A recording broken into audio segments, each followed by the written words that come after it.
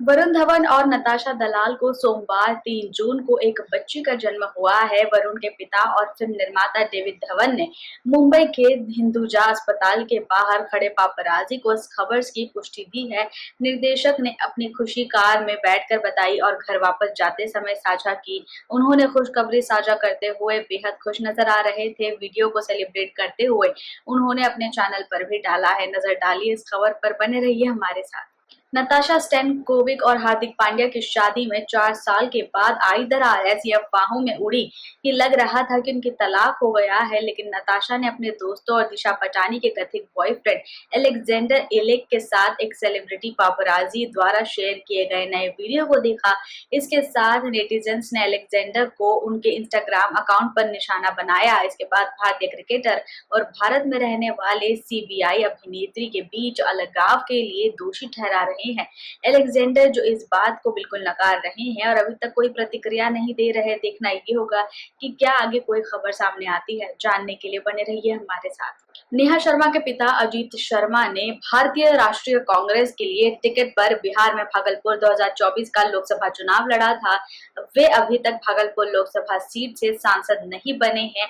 हाल ही में साक्षात्कार में क्रूर अभिनेत्री ने बताया कि कैसे उन्होंने अपने पिता के नाम के साथ राजनीतिक करियर में, हिंदी में मनोरंजन उद्योग में अपना करियर में प्रभाव किया है। उनके पिता का होना उनके करियर पर काफी ज्यादा बड़ा असर डाल चुका है। 15 साल पहले बॉलीवुड में शुरुआत करने के बाद उनके पिता 2014 में अपना पहला चुनाव जीत चुके थे। इसीलिए हमने इस समय शुरुआत की थी और वे शक्तिशाली नहीं थे। इसीलिए मुझे कभी भी नहीं लगा कि लोगों को विश्वास है कि उनके पिता कांग्रेस में हैं। लेकिन अब धीरे से जब उन्हें जानने लगे हैं तो उनके करियर पर काफी ज्यादा बड़ा प्रभाव डला।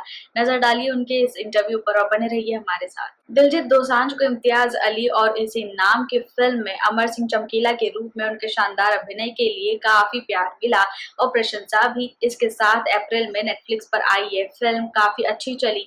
गायक अभिनेता ने बनी बिना पगड़ी वाले लुक को बेहद छेड़ा गया और उसके बाद अब उनके ऊपर काफी कमेंट भी चल रहे थे। वास्तविक जीवन के लुक में उन्होंने प्रति सच्चे रहने के लिए साहसी निर्णय की सराहना की है, क्योंकि संभवतः यह गलत प्रतिनिधित्व माना जाना था। इसके साथ उनके साक्षात्कार में उन्होंने बताया कि कैसे पंजाबी गायक अभिनेता एमी विर्क ने दिलजीत के फैसले का बचाव किया।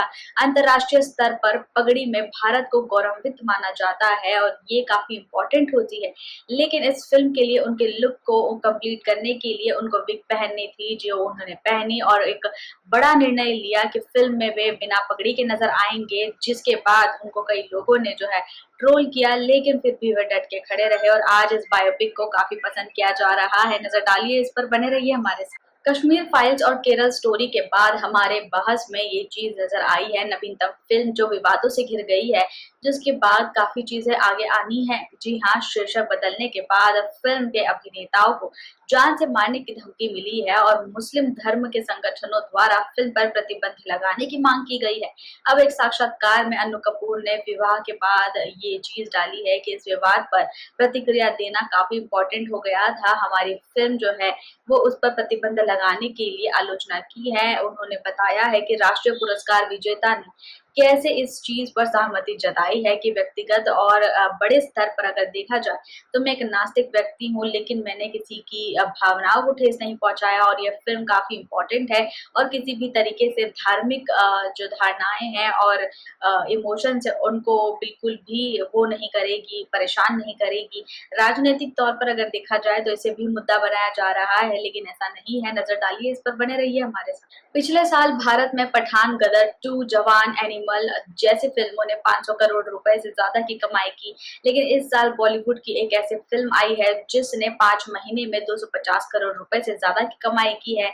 हिंदी फिल्मों में टिकट खिड़की पर संघर्ष करने वाली दिग्गज निर्देशक और निर्माता सुभाष घई की फिल्म बिल्कुल चल पाई है और बल्कि उनका बजट बॉक्स ऑफिस पर विफल होता रहा, जिसके बाद अब जाकर उन्होंने ये फिल्म बनाई थी। फिल्म का बजट काफी बड़ा होना चाहिए, ये जरूरी नहीं है, लेकिन इसका सफल होना काफी इम्पोर्टेंट होता है।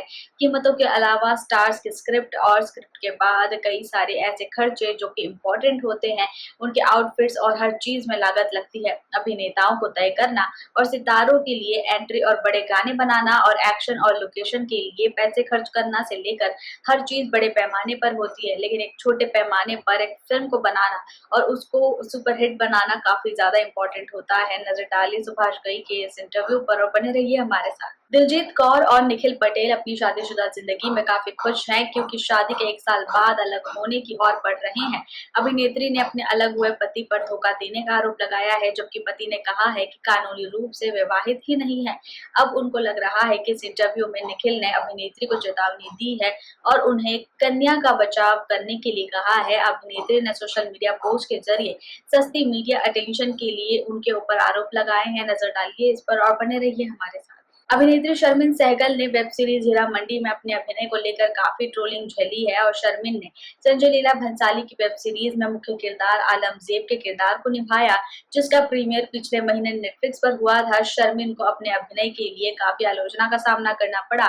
हाल ही में एक बातचीत में अभिनेत्री ने शो के रिलीज के बारे में और ऑनलाइन ट्रोलिंग के बारे में बात बताई।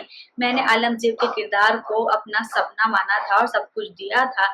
जब नकारात्मक चीजों पर ध्यान केंद्रित करते हैं तो उनके बारे में कोई भी सकारात्मक चीज नजर नहीं आती।